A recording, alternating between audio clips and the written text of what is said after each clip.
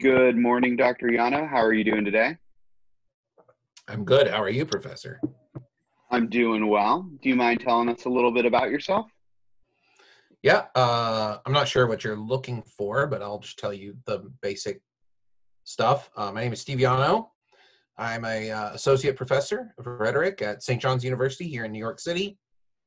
I did my undergraduate degree at Texas A&M University, and although I didn't get a speech communication degree, I studied rhetoric there with Jim Awney, Vanessa Beasley, Rick Rigsby. I'm sure I'm leaving somebody out, and they're going to be pissed when they hear this.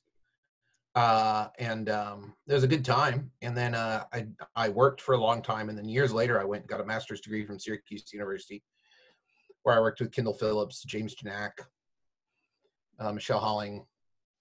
That was a good degree too. I learned a lot from those people. Amos Kive, good stuff. And then I did a PhD at the University of Pittsburgh, where my dissertation advisor was Ron Zabore, and I worked with Lester Olson and John Line and Pete Simonson. And I learned a lot there too, but mostly I learned there from the other people in the graduate program who are all like amazingly smart, successful people in rhetoric now, like Michelle Kennerly, Damon Pfister, Carly Woods.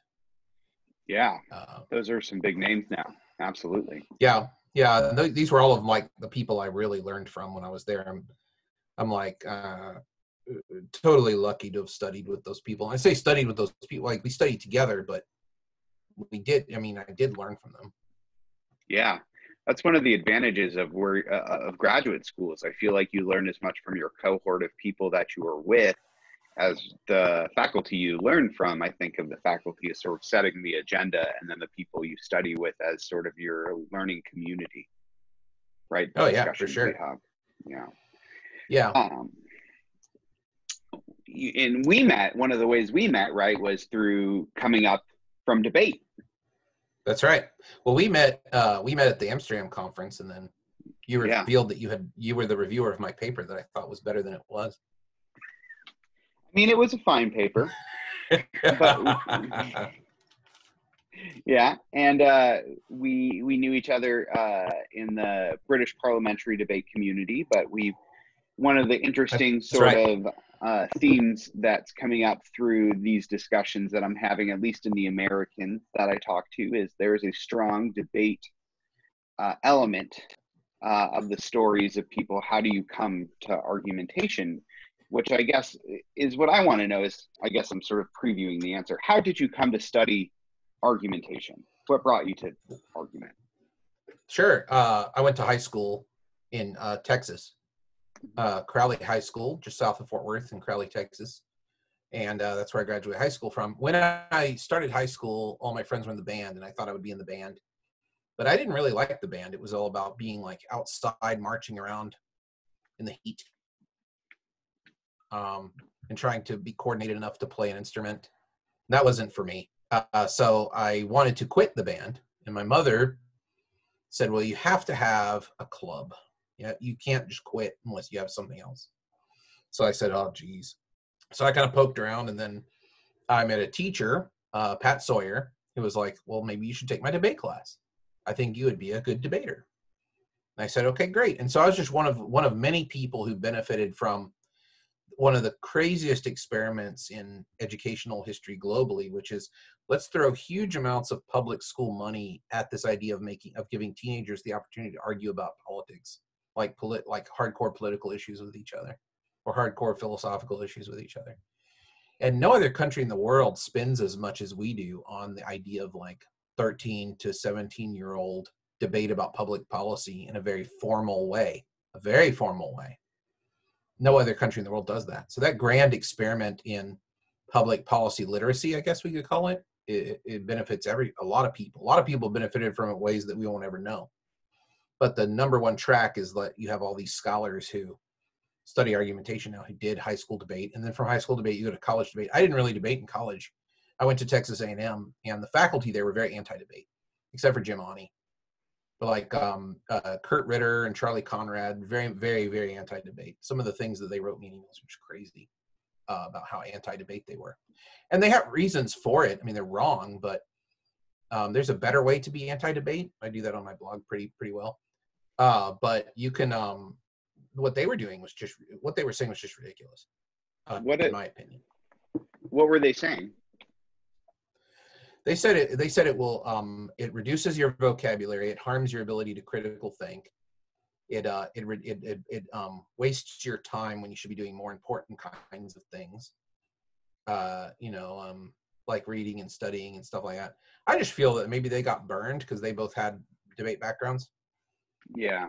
Like I know Conrad had this Kansas Mafia debate background from like the 60s, 70s, right? I think they maybe just got burned because that's an interesting time in debate history, because in the 70s everything really changed.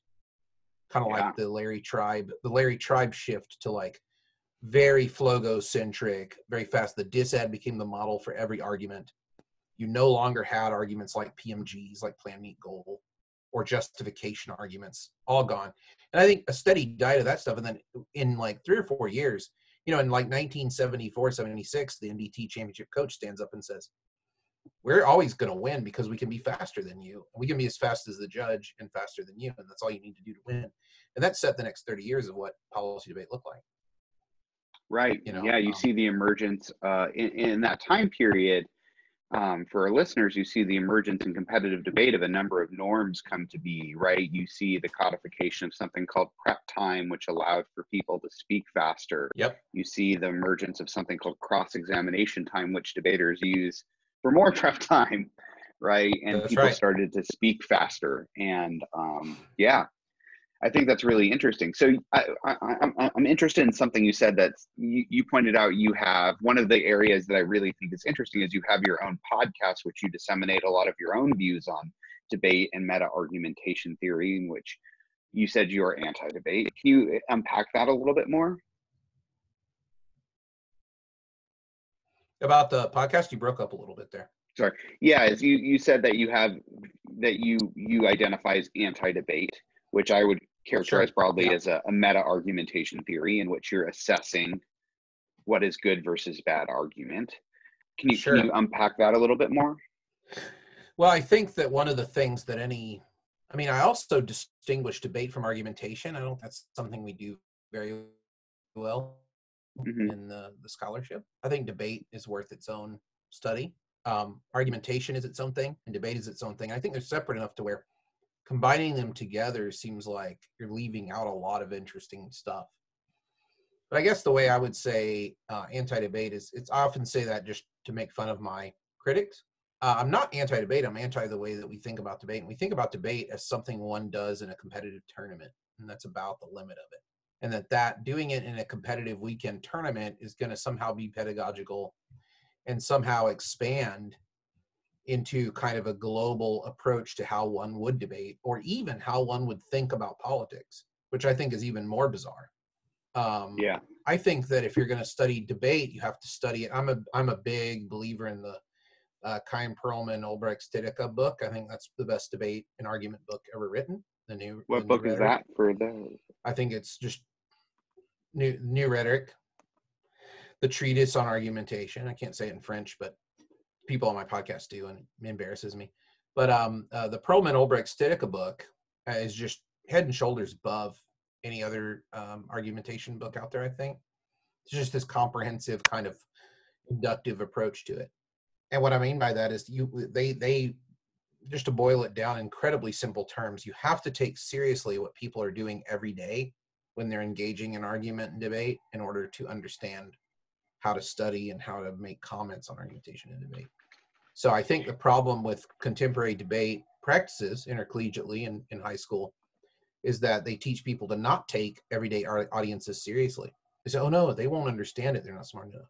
What you're doing is the smart debate. And they won't understand what you're saying. And they don't understand what you're saying because they're not smart enough. You're smart enough. And I think that comes with this kind of like hyper competitive attitude towards tournaments where we conflate intelligence and smartness with winning these debate rounds, which are incredibly compact, poor metaphors of what debate looks like in the public sphere. Yeah, That's my critique. As short. I mean, I can talk about this for hours, as you know, I don't Yeah. want to like monopolize the whole thing on that, but that's as short and as clean as I can make my response. But you know, there are people who I worked with who teach debate in China and stuff are like, oh yeah, Llano, he's anti-debate. He's anti-debate. So I just make fun of them by Yeah. just taking it on and saying, yeah, I probably am. If your conception of debate is a weekend tournament, I'm anti-debate.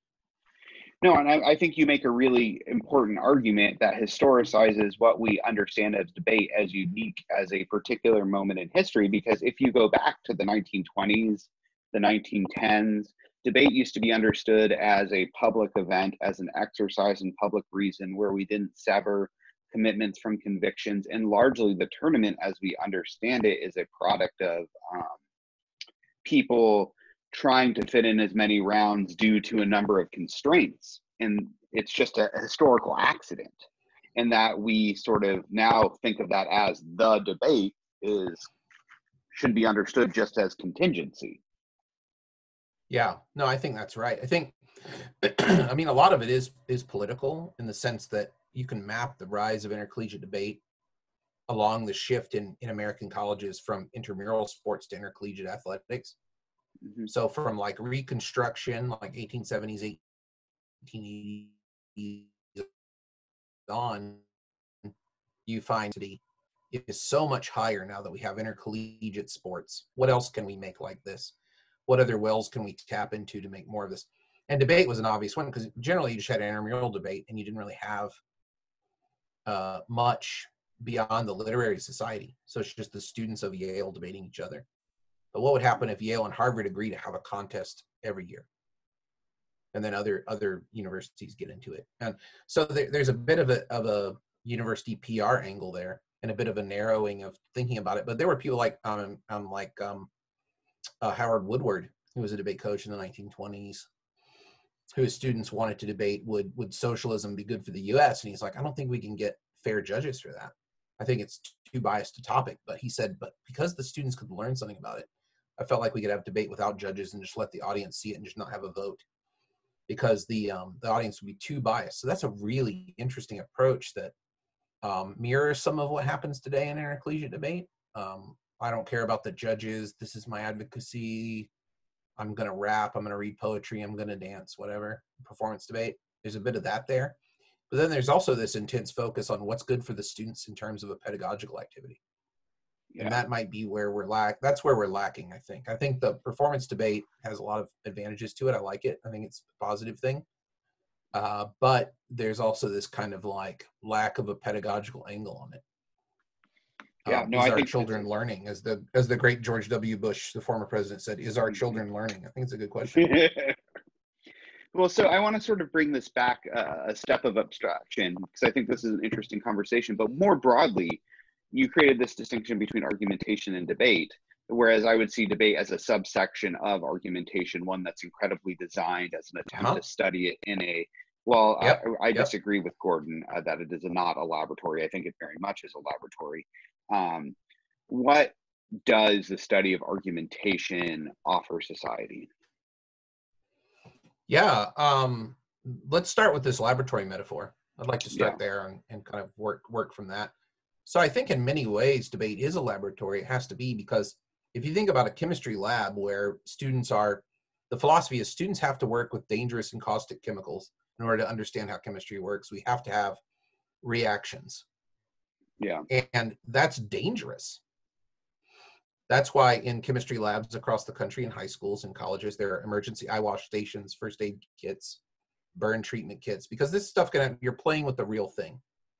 And in debate, we're playing with words, which are just as dangerous. You know, sticks and stones will break my bones, words will never hurt me. Like total garbage. Every one of you listening can remember a time when someone said something that burned you on your soul. And now that I'm talking to you about it, you're bringing it back. You can still feel the scar, the pain, it echoes. So we do have a laboratory, but then we don't have an emergency eye wash station or any kind of protection.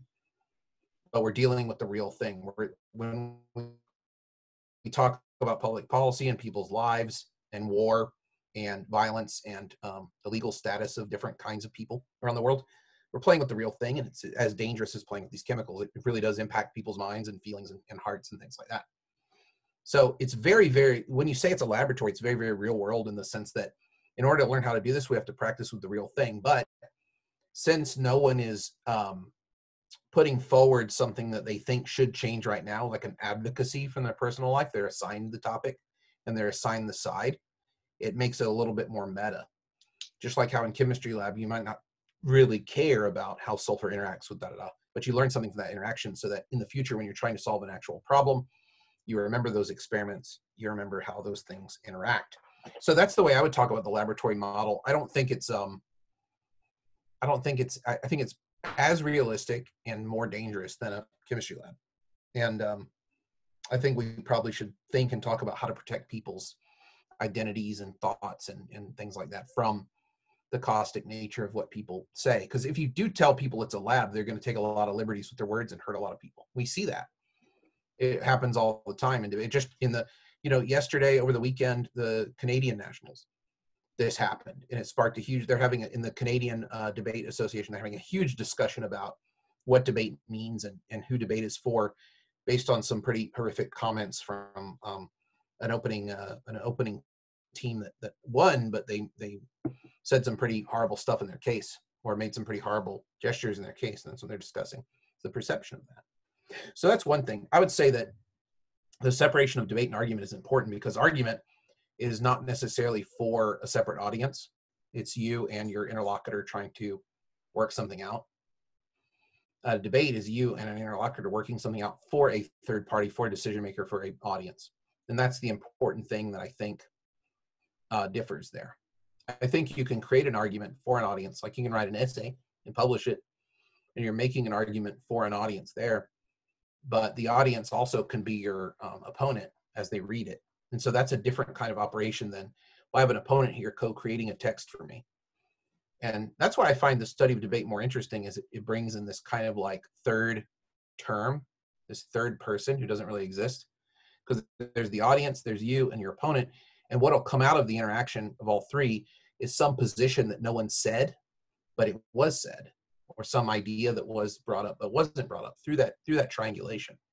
And I find that to be a very mysterious and interesting process. So yeah, I hope that answered your question. I feel like I got a little off the rails there. Well, what do you think studying that benefits society? How do you think that benefits society? Yeah. So I think the study of debate benefits society in a very direct way, and it teaches you humility, where you can put forward your absolute best argument, all the facts, all the best research, and you just don't have the capability of getting it across to everyone in the right way. One of the things that's really valuable about debate is that you can win, and you could have done a good job and win, and then when you hear people tell you why you've won, you realize how incredibly wrong they are, that they missed it, but they still supported your argument. And I think that teaches you a kind of humility of like, wow, I feel very undeserving. I'm happy I won, but I feel very undeserving of this. They got all my arguments wrong and they still supported me. Is this right? Is this okay? Because I think that happens a lot of times in the world, and people just kind of coast with it and they're like, yeah, cool. At least they supported me. But I think that kind of humility is useful for public discourse. And also I think debate is good because it makes you really think about what counts as evidence, which is something that we're struggling a lot with the COVID-19 thing, is that if you have only one way to present evidence and only one kind of evidence, and the audience rejects it, you're in real trouble. You don't have a plan B. And that's the problem that Dr. Fauci and all of our public health officials have, is we're much too reliant on one set of evidence. We are the medical experts who look to the public's well-being, and we say X, and everyone's like, nope, don't buy it. Okay, they don't have a plan B. And I think debate shows you that your best evidence isn't going to work sometimes. You need a lot of different kinds of evidence. I think that's good too. Yeah. No, I think those are really good lessons, and they provide opportunities to start thinking about that. In a way, what I'm hearing you say is that while the tournament model might not always provide the best opportunity to learn those lessons, you can learn those in a variety of different instances and think about how those apply broadly in everyday life. So rather than being like, nope, the judge is wrong, it's like, no, this is just a matter of fact, right? This is not a glitch in the system. Sure. This is just the system. Yep. Yeah, that's one way of doing it. I mean, I feel like when the judge is wrong, the judge is wrong. I mean, one of the problems with tournament-oriented debate pedagogy is that It's all about trying to figure out how to meet the rules of the tournament, or debate conceptualized by rules, which are in, like, what does the tournament care about? Fairness, time, how they got there. These are totally unimportant when you're studying argumentation, rhetoric, and debate in the real world. Totally don't matter. But a lot of times it's like, okay, that judge was wrong because they don't know the rules. Well, when you're debating out there, the rules are like, if you're an attorney, you have some rules, but even then, juries can kind of go haywire. And, so it's like, how do I make the jury understand how to follow the law? Yeah. It's a tough one for attorneys. That's sort of what I was thinking when I was invoking the debate as laboratory metaphor, is not that it doesn't spill out, right? Things can spill out of the lab, but rather it's so designed, right? The notion that it is so constrained, or it's so designed in a particular way that doesn't reflect the other parts of the world. The notion that there is an endpoint where there will be a declared winner and loser. Sure, right. Yeah, I agree with that. For sure. I just think that even if you accept, the only thing I add to that is, even if you accept the tournament is a good thing and you're a big supporter of it, you do have to accept. And I think I think NDT-CETA community is on top of this.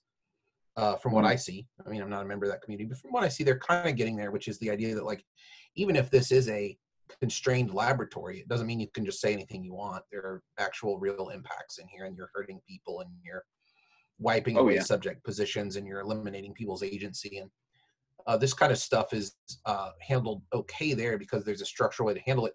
In the American BP community, it's not handled very well at all. In the global BP community, it's not handled very well at all. I just think that it's going to take some time and reflection to get a better handle on that kind of stuff, because they say, look, it's just, every British person I've ever talked to about pedagogy and debate always returns to, well, it's just a hobby. Like, isn't this just a hobby? And I think with that attitude, like debate is a hobby, then it doesn't really matter how sharp fencing is a hobby, but they've got little balls on the end of the swords. We don't have that.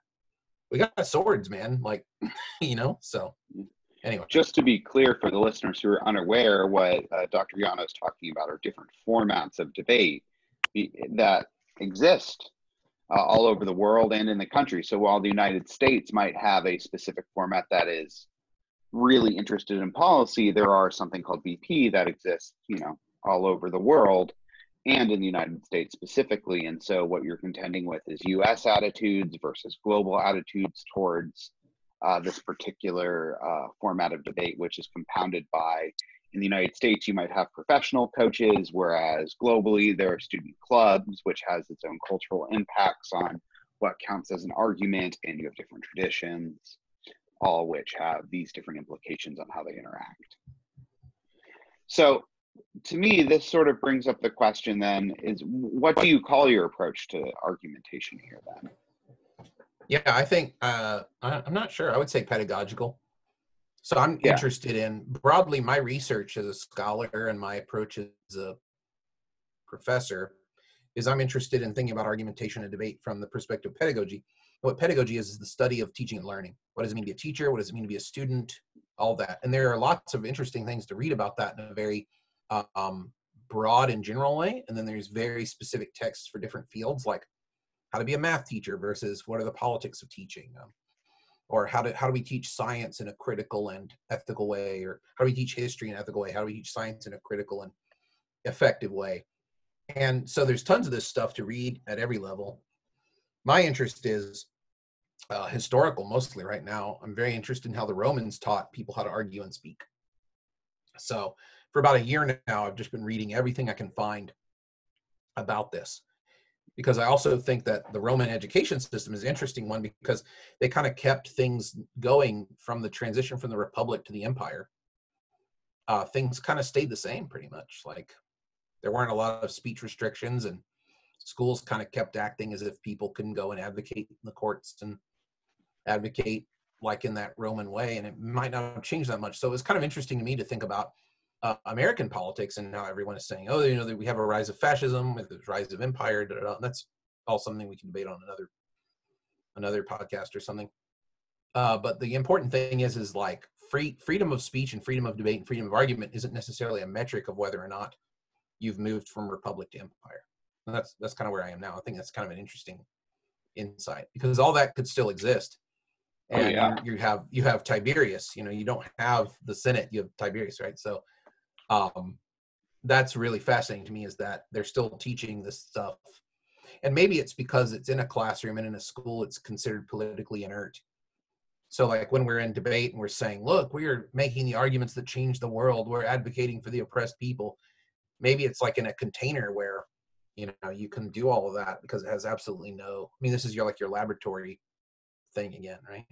So I would say my approach is pedagogical. I'm interested in helping people who want to be able to competently argue their political positions do it better. And by better, I mean to make it understandable and sympathetic to other human beings. Yeah. So what is an argument then? Yeah, this is a big question, as you are well aware. Mm-hmm. And I would say I take, when I think about this question, what is the argument, the first thing that comes in mind is one of my favorite essays, the Joseph Wenzel essay. Yeah. Of argument in 3 keys or whatever is what I think about it as, is like argument traditionally has been treated as a process, a product, and a procedure by American argument scholars, is what Joseph Wenzel argues. And he doesn't argue that they're exclusive or anything like that. He just says, if you do a survey of what people have talked about, these are the 3 modes the argument appears most often. It's something we make, something we do to solve problems, and something we go through in order to make things happen or advance society through the law or something like that, right? So I think that's true. I don't think any of them are exclusive. And I also think they're rhetorically attributed after the fact, which I don't know if he goes into that much detail on, but I would say arguments are often, they're always in play. And what I always say to my class is, what's the right answer to the question asked by your romantic partner? Are you trying to argue with me? What's the right answer to that question? And the right answer is always, no, I'm not trying to argue with you. I'm trying to help you. I'm trying to clarify what's best for us, my dear. I'm trying to figure out what it is that, these are all, everyone does this, right? It's like, are you trying to argue with me? Because at that point, any idiot can tell you that argument is not a good thing. Like, what they're asking is this conversation over? So I think this is an important lesson, at least from interpersonal comm, that when we name something an argument, it's an extremely powerful naming, and it's not always positive. So we can, but we can continue to argue and use the principles of argument in a discussion, in a conversation. That's what's so funny about student affairs departments in colleges right now, with all the sensitivity and safe spaces and cancel culture and SJW culture. You have all these student affairs departments being like, no, debate's bad, argument's bad, we're not going to argue, we're going to have fish bowling. And everyone's going to talk about how they see. So it's, fish bowling is actually a very complex argumentative procedure. If you look at what fish bowling is, right? It's just another design. If you study argument, it's an argument with pauses for reflection on how the argument's going, which is actually kind of a brilliant innovation. Yeah. Like, let's take a pause in the argument and ask these 2 people who've been taking notes what they think where the argument is and where it needs to go. But they wouldn't say argument, the discussion. And I think another thing that the SJW lefties are doing now is these reverse Q&As, which I think is super interesting. Yeah. So I've seen a couple of these on YouTube where it's like you have a group of people who all believe in X, and the speaker there is asking the questions. They're a person who doesn't think X is a legitimate. Yeah. Whatever it might be, Black Lives Matter, pick a cause, global warming, whatever. And they ask that of the audience, and whoever in the group feels like they would like to answer the question comes to the front and answers it. So it's kind of a very interesting kind of reverse on the Q&A of the single expert. It's like, okay, movement, what do you think? And so there are all these things that are argumentative that it wouldn't be wise to call them such. And then there are things that are also argumentative that would be wise to call them arguments because you get access to different things. So that's my answer. I'd say pedagogically, but is the way I think about it is teaching, and it teaches a lot more than that. But I also say that defining it, I'd say that it's always rhetorically in play, and there might be value to calling it something else. Yeah. So what I'm hearing you say is that in day-to-day ordinary conversation, if I call something an argument, let's say with my partner, that has some value that you should be aware of because it suggests that we're no longer cooperating on something. Right. Yeah. Right. It can shut the conversation. It'll close the moment down. It'll close it down. Right. But I think the other thing that you're saying is that as critics, when we think about argument as more than just end of cooperation, but we can think about it as a number of things. We can think about it as data premise, but we can also think about it as procedure, whether that procedure is, or I'm sorry, as design. Procedure and design are largely the same thing. And that they're being implemented as a series of designs. And debate, by the way, is just one design that we've talked extensively about, and that's sort of where we focused a majority of our conversation today. And I think that's probably where we're going to go for the rest of the talk today. Fish bowling is another example of a design. Another example of a design is these reverse Q&As. So argumentation from this perspective then is about the design of the space that enables the exchange of ideas. Yeah, I think that's a good way of putting it. Is it a question of design? I think that goes right. That's exactly what Wenzel is pointing at too in that essay. Yeah, which I think is just a great essay. I love it. I love reading it every year when I sign it. Oh, it's fabulous. Have you, out of curiosity, ever read Sally Jackson's work? Who? Sally Jackson. Sally Jackson. Maybe. It doesn't ring a bell. Probably not, but maybe. When we're done, I'll send this to you. So how do you identify an argumentative design? Yeah, that's such a heavy question. I mean, I would say that like another way to think about argument is as a perspective. And so you can look at any discourse and say, how am I going to analyze this discourse or make it light up, make it make sense, illuminate it? Whatever you think your job is as a critic comes into play here. Because we could even go beyond rhetoric and calm and say, I want to look at this discourse historically. Yeah. I want to look at this discourse sociologically. I want to look at this discourse psychologically. All those tools are available to those who are trained in doing that kind of analysis. So you have to say, what's the advantage of looking at this as an argument? And you have to be able to answer that question before proceeding. And I feel like it's important, but kind of easy, is that the argumentative approach will allow us to look at it as a design and a system of exchange of good reasons. I think that's often what people will do who do argumentative. And then it allows us to say something socially about what counts as good reason, what counts as evidence, what counts as claim, what counts as persuasion, which I think is something that sociology, psychology, and history won't offer. Right. So it becomes part of a larger, when you're looking at some discourse, I don't know what it might be. You'd say, I'm going to take an argumentative point of view. That's the first thing that I think you have to do. And then the second thing is, once you commit to that, you need to be able to operationally define how you're finding the bits of the discourse that match up. Like, how do you know this is a claim? How do you know this is proof or evidence? Like, what's your feeling on that? How do you source that perception? And that's kind of your lit review, I guess. Here's where I'm coming from on that with these other thinkers who've helped me think through that. And how do you... I don't know if that's what you're asking, but that's the way I approach it. Is I say, I look at something I'm interested in studying, and oftentimes the thing that I'm studying are kind of obviously argumentative, but I still am not comfortable with just saying, well, it's obviously a thing, and say, no, this, here's why this perspective is good, instead of looking at it as like, I guess the biggest challenge we face is, why not look at it as a political event? Why look at it as an argument? Why not look at it through the lens of political science or politics or philosophy?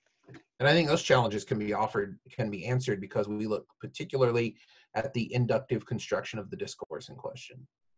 I think that's how we offer something that's different and offers better perspective than what the philosopher alone would offer, what the sociologist alone would offer. We would say, well, all that's great, and we actually draw on that quite a bit in our research, I think, as a field. It's not like we're opposed to them, but then we would say, let's look at the language inductively, and let's look at the claims being made here. Yeah. And also that we're not terribly interested in what's true. We're interested in what's said. So. Yeah. So what I'm hearing you say is that why you're saying the reason we would choose an argumentative perspective as a discipline as opposed to, let's say, philosophy or political science is because it enables us to answer a particular set of questions such as persuasion or reasonableness, and those are important in different circumstances. Sure. Yeah, I can give you an example. I have Yeah. a couple of times rejected paper that I like, but I mean, it won top paper at NCA, so I don't know what I need to do with it to make it better. But it's a paper about the debate about creationism between Bill Nye and Ken Ham. Yeah. So I was like, okay, here's an interesting text. It got lots of news coverage, and my question was, what's the value of doing something like this on such a weird question? Yeah. Like as if a children's TV host and a Bible thumper who raised millions of dollars to build a weird museum where people are or there's like, mannequins of people crawling around dinosaurs and stuff. Yeah. And like a replica of Noah's Ark. What a weird museum. Yeah. Why would their debate solve anything about whether or not there's a God? Why are we doing this? Like, I was just fascinated by that question. Right. And so that's kind of the approach. The research question I had was something like, what's the value of this kind of show debate about an unanswerable question? Right. What did you find? The discourse of the debate itself is interesting. Well, I actually found the media coverage of it much, much more interesting. And because they're trying to say, why does this matter? Why is this important? Why is this newsworthy? The journalists were actually in a position to kind of answer my question more than Bill Nye, who I think was compensated, and Ken Ham, who raised, he had a banner year of donations after this debate for his museum from the Christian right. Yeah. So his motives were pretty obvious, and Bill Nye, Bill Nye wanted to own these people and show that science is really true and all this. Who knows? But what I found is that in the journalism, I found lots of answers to my question. One is that there's an immense value in kicking up dust on settled things. Like, you have a bunch of books that you haven't read in a while. It's good to bring them out and fan them and dust them once in a while and kick that dust up. Even though it makes you sneeze and it clouds your eyes, that you have to re-articulate your position on some of these things. And that's good, because once you hear your position out loud again, that's extremely valuable, because then you can accept it and reject it as a human being hearing a human being's argument. You can say, oh, well, what's changed? Maybe I should soften my position. Maybe I should harden it. So I think that my answer to it was these debates are extremely valuable because they kick up a lot of rhetorical dust that has to be cleared. Right. I think that's the value of these kind of things. That's what I concluded. But what I thought was interesting is in my research how the debate itself was interesting, but didn't really help answer a lot of the questions I had. But it was the people talking about the debate, the audience talking about the debate, helped me. Aha, this is what's happening here. The meta debate. Yeah, you could call it the meta debate, or like the audience reaction. But like, I read tons of news accounts of it, and I thought, this is really interesting how they're saying, yeah, and of course, people say this and people say that. And I'm like, oh, this is like taking inventory of all the arguments and all the support for these claims about origin stories, like evolution versus creationism. Huh. So how do you go about analyzing these arguments? Yeah, what I do is I'll look at it and I look for things like in the Toulmin sense. I think Toulmin's a pretty useful way to break down arguments that are being made in the everyday. I think that's kind of the point of what he was doing. Yeah. So I look at that. And then I also look at things like, I like to think about universal audience, which is a pronominal or extidica conception, and say, okay, what kind of audience is this statement aimed at? If you assume that everyone who's creating arguments is creating them with an audience in mind, one should be able to make some judgments about what kind of audience is out there for these statements. That's kind of how I read that. And then also looking at, What is a universal audience? So universal audience is when you are writing something that is going to be published or go out into the world. Let's say you make a podcast, you write a blog post, you write a post on Twitter. You have in mind who's going to be reading that as an imaginary, and you compose in a way towards that imaginary. The universal audience, is a pause that one would take to say, is this in correspondence with who's out there, or is this just my preferred audience? So it's a hesitation one makes to say, am I really writing in a way or speaking in a way to reach the people who were there who actually do represent my moment in time and my culture, my society, where I am? Or am I just speaking to the people who I like? And I think it's kind of the pause there. Perlman and Ulrich's Titica don't say too much about it. I think they spend about 3 pages on it in a 600-page book. Wow. We've written probably 30 times, 40 times that as a field on that concept, because it's a useful concept and it's not an ideal. I can see how you could see it as an ideal, but it's more of a check on yourself to make sure you're not doing one of two things: speaking to a vanguard of a group of imagined smart people who are out there, and you're just speaking to them. You're not trying to reach people who maybe don't think the way you do. And then also pandering. You're not just using a bunch of tricks that are kind of illegitimate or unethical because you know that people will fall for them and love you. Right. And so you're trying to find that sweet spot between two unethical forms of argument. One is I'm appealing to the smarty McSmartsters, and if you don't understand what I'm saying, you're just dumb and you're not even involved in the public conversation. Or hey, I'm going to make a bunch of like ridiculous, offensive jokes and support me, like pandering. Right. Well, then I can see where this comes from, especially in your model of why that our earlier conversation of why about debate. So, sort of bringing this full circle, then how do you use that to assess debate quality or argument quality? I think argument quality has to be assessed with an audience present. I usually think of it in terms of saying, well, this argument could be better because you need to. Lived experience is very important for me as I'm reflecting on this, like people's lived experience. And so I always say there's a couple of assumptions you have to keep in mind when you're evaluating arguments. Or I think I also, I'm backtracking here. Sorry.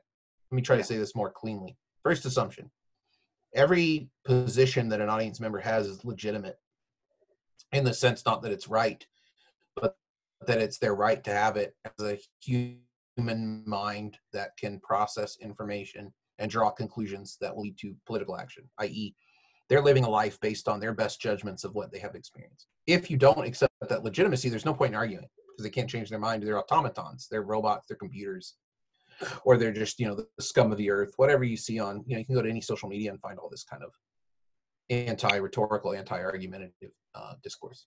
So that's step one. Step two then is, in order to get things across to them, I have to offer things that would affect me too. So I have to offer reasons and evidence and explanations that I would find compelling, but I have to adjust them for what they might find compelling too. And the way I do this is the universal audience kind of comes in and says, wait a second, is that really the best? Are you really keeping up the best kind of standards of what good mind-changing reason is for your time and place? Are you really bringing that in? And that's kind of how you evaluate it. So when I'm looking at something like that, I'm saying, did they explain this the best way possible to that audience to give that audience the best chance of changing their mind? So when I'm teaching like a public speaking class, I reduce this very much because it's like a first-year class. I say, there are 3 things you have to keep in mind when you're putting a speech together. Are you understandable? Are you sympathetic? And are you convincing? And those are steps. You can't skip one. If you have convincing without understandable and sympathetic, is wrong. And they go out and they're like, oh, but Steve said that, or Justin said that. You froze. Oh, sorry, did I break up? Yeah, so you said convincing. Yeah. What were the 3 again? Convincing, you have to be sympathetic, and then you have to be understandable. But it's understandable, sympathetic, convincing, like in order. Okay. Because you get some nightmare scenarios. Let's say that they don't understand you and they're not sympathetic. They're like, facts don't care about your feelings. This is what's right. And then they get it completely wrong. And they go and hurt people, oppress people, because they don't understand what you mean. And they don't have any sympathy for people who disagree with you. What if they're just sympathetic? If they're just sympathetic and they don't understand, all they do is repeat themselves. They say, but it's such a big problem and people are hurt. And then people go, oh, you're just a whiny snowflake. Right? So we don't want that result either. And if they are, if they understand you and they're sympathetic, but they're not like convinced, they might just like sit at home and be like, that's terrible. Change the channel, right? They would look at the animal abuse TV commercial and they're like, how terrible. And they change the channel. So you get all these kind of like political positions we recognize different sets of motives if you don't have all three. But that's the basic thing is I look at it, I'm like, is this something that takes into account understandability, reaching people, making sure they get it, making sure they feel something about it, make sure that they're sympathetic to it, and then also make sure they're convinced to align their own actions and principles with yours. I mean, you might not be calling, in an argument, you might not necessarily be calling on someone to take an action. You might be saying a belief needs to change or a perspective needs to change. And is there enough there for them to be able to do that if they feel so compelled? I hope that's a good enough answer for you. I mean, everything I do is aimed towards pedagogy. Like, I feel like if you take a public speaking class or an argument class, you should feel more confident and have a better process for addressing people in the world with your concerns about what we're doing right and wrong. Yeah, I mean, that's just like, that's the whole thing. Yeah, well, one of the things I'm hearing you say is that your goal is to be able to implement what we're talking about today to be a better arguer. That's right. Yep. Yeah, I think that totally makes sense. So, do you have any closing bits of advice for future people studying or doing argumentation? Yeah, I'll tell you one of the best things I've ever heard anyone say, and it was from a guy named Jonathan Borak, who lives and works in China. He teaches debate in China, and he used to assist me here at St. John's, and I paid him nothing. And he showed up like every day, stayed long hours, judged countless debates, went to tournaments. He just loves the thing. And he always said this, which I thought was pretty smart, is like, if you want to become better at debating and better at arguing, you need to keep a miniaturized version of the world in your head. So everything you read and encounter should fill a gap in this like imagined world in your head spinning. And any place where you don't know enough shouldn't light up. And that's where you need to go read and figure out what's going on in that part of the world. And I thought that was just kind of a beautiful way to kind of operationalize what you should be doing if you want to be better at arguing. Is I always say read broadly and read a lot, but that's overwhelming for people who don't have a reading habit that was instilled from when they were a kid, which is most people in the United States. That's really shifted, you know. There's a whole generation of people where it was like reading wasn't an important part of their childhood. So it's kind of intimidating and they're not very good at it. It takes a lot of time and all this. So instead of that advice, which is kind of intimidating and bad, is like, think about a part of the world you don't know anything about. You go spend about half an hour reading about it and what's happening there. Whether it's Peru or Korea or wherever, doesn't matter. Go read about it. And that'll make you better, because then you'll also see how people talk and speak differently about similar concerns like the environment or social programs or unemployment or the interest rate, whatever it might be. They're going to speak differently about it, and that will give you more resources to be able to take what you think is right and frame it in terms that different kinds of audiences can accept and understand and feel something about. That would be the number one thing. I think about that a lot. I think about what Jonathan said a lot. Make a tiny world in your head. It's a nice little operationalization of a broader principle of just kind of being a reading person. But it makes it like manageable. I like that a lot. I think that's really good advice. Thank you for your time today, Dr. Llano. Did you freeze? Thank you for your time. Yeah, you kind of froze a little bit there. Yeah. Oh, okay. Yeah, no problem. Anytime. Have a good day. Yeah, you too. Bye.